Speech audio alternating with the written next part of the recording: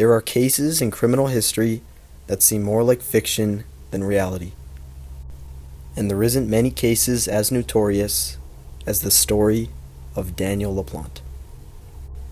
This case isn't about the fear when someone breaks in, it's that they never truly left, and that for days or sometimes longer, someone could be living inside your walls.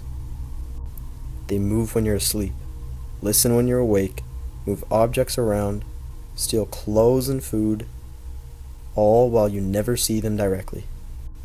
As bizarre as it might sound, a young 17-year-old Daniel LaPlante fell in love with a 15-year-old girl and would eventually stalk and live inside the walls of her home for 9 months, eventually going on to murder 3 people.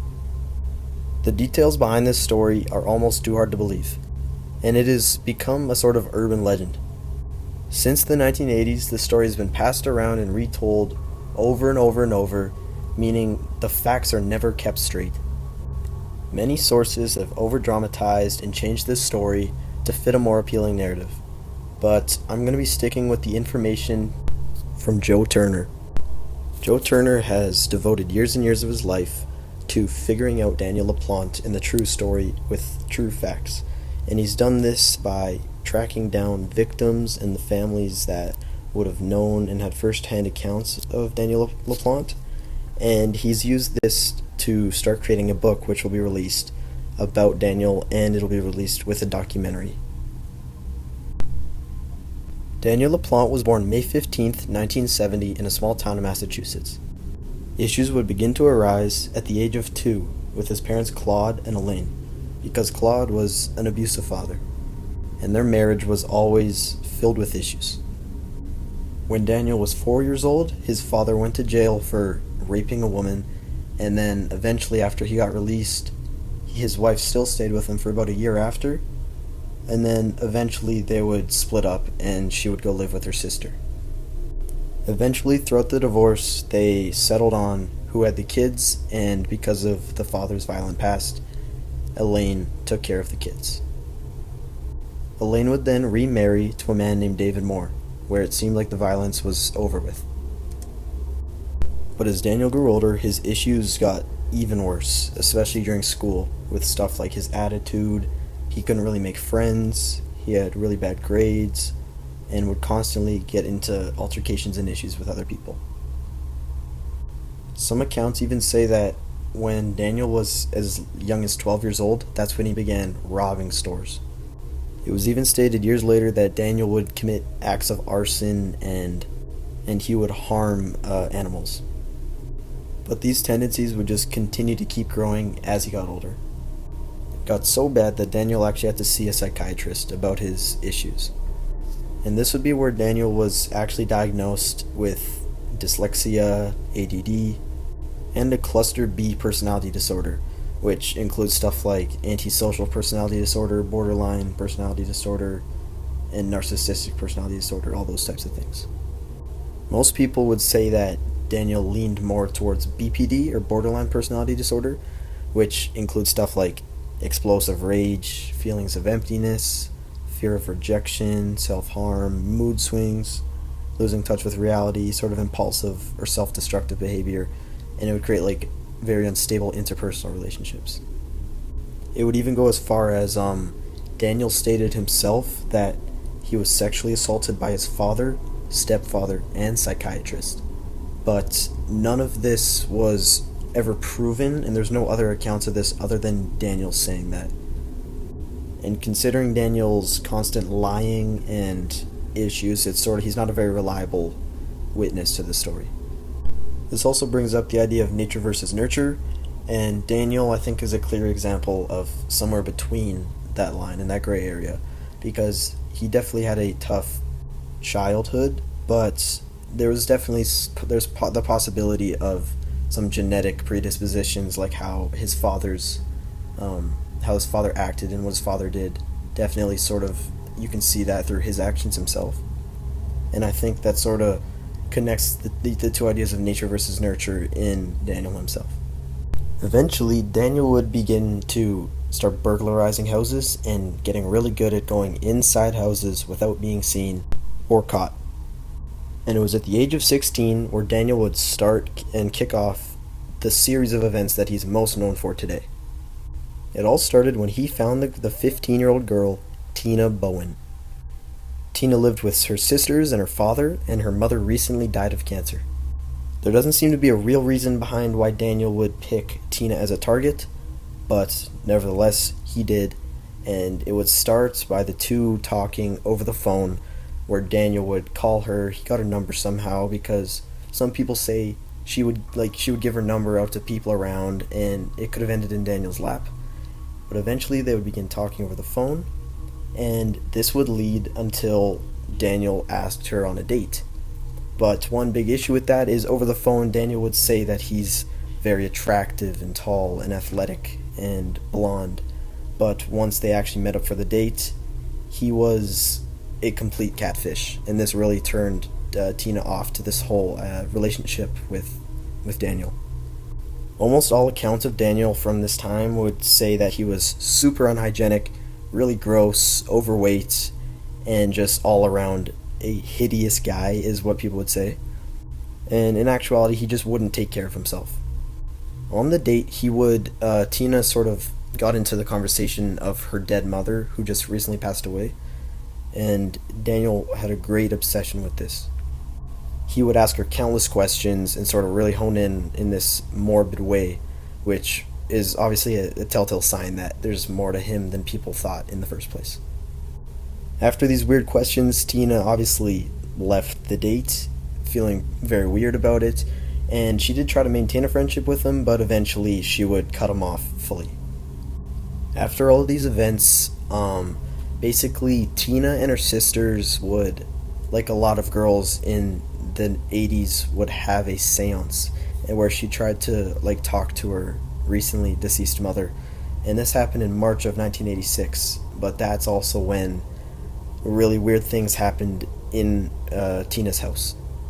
But as her and her sisters were having this seance, they would be asking questions to their mother, and what they would actually hear is knocking coming from the walls, it seemed.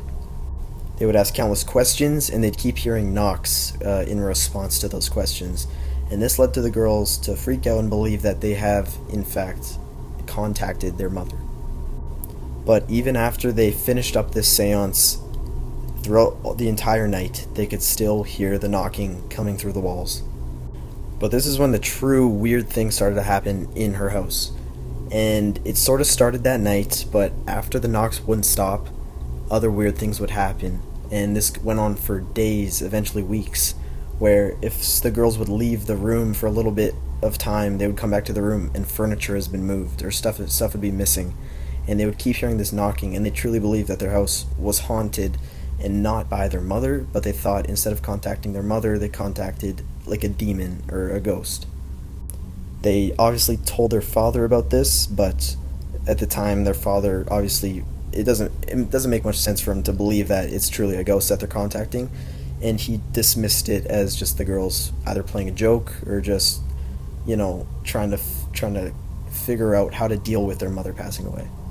But these instances would eventually happen for months, and there were super weird things, like one of the girls reported that they woke up with breadcrumbs all over their face. Another time their dead mother's wedding dress was just laid out on a bed, and they found a trail of pennies just on the floor, and a lot of weird things kept happening over the months. Even going so far as finding that someone had peed in the bathtub overnight. And one of the scariest instances is at one point one of the girls went into the basement and found the words, "I'm in your room, come and find me," written in shaving foam across the wall. Eventually finding other messages in shaving foam that said, "I'm back, find me if you can." And Frank wasn't home, their father wasn't home for the second occasion, and he truly just believed this was the girls either playing jokes or just sort of struggling mentally with this whole ordeal. But finally, in December 1986, they would finally meet the ghost that's been haunting their home. On December 8th, in 1986, Frank, Tina, Karen, and Kathy all returned to their house after being out all day. When they got home, they saw their house was completely trashed and that furniture and clothes were pushed all across the room and thrown everywhere. Frank, of course, believed that it was just his girls making this elaborate trick on him and that they set this up in the first place, but the girls insisted that they had nothing to do with it and that they thought it was the demon that they contacted. So this prompted Frank to walk through the house, opening and slamming doors and saying that, oh, it must have been an intruder then, as he kept looking through doors in the house. But as he was throwing these doors open, he would open a hallway closet and see a 17-year-old Daniel LaPlante hiding with face paint covering himself and a hatchet in his hand. This, of course, caused everybody in the house to panic, and Daniel would then order the entire family with the hatchet in hand to go upstairs into one of the bedrooms. Frank then barricaded the door, and he ordered Tina to jump out of the window and basically go to a neighbor's house to call the police. But of course, when the police arrived, Daniel was nowhere to be found. And from there, it seemed like Daniel got away without any trace. Until 2 days later, on December 10th. Frank and his girls wanted to go back to the house so they could grab some of their things. Obviously they wouldn't assume that Daniel would have come back to the house in that short amount of time. But as he pulled into the driveway, he saw through one of the windows and saw a person standing in his house. He then went to a neighbor's house to call the police again, and upon further investigation in the house, they saw a kitchen knife stabbed into the picture of Frank's wife with the writing in magic marker saying, "I'm still here, come find me." And on another wall, written again in magic marker, was the phrase, "I'm going to kill you all." But as the officers looked through the basement of the house, they would eventually find a loose wall. And upon further investigation, this led into a sort of separate area of the house that was almost inaccessible. And one of the officers, as he was looking through the darkness, saw an arm. Of course, the officers grabbed this arm and ripped it out of this hole in the wall, and of course, it was Daniel LaPlante, holding a wrench. And he was then finally arrested after hiding in the Bowen house for almost a year. Now, it's important to say that he might not have been hiding specifically in the house, like day and night this entire year.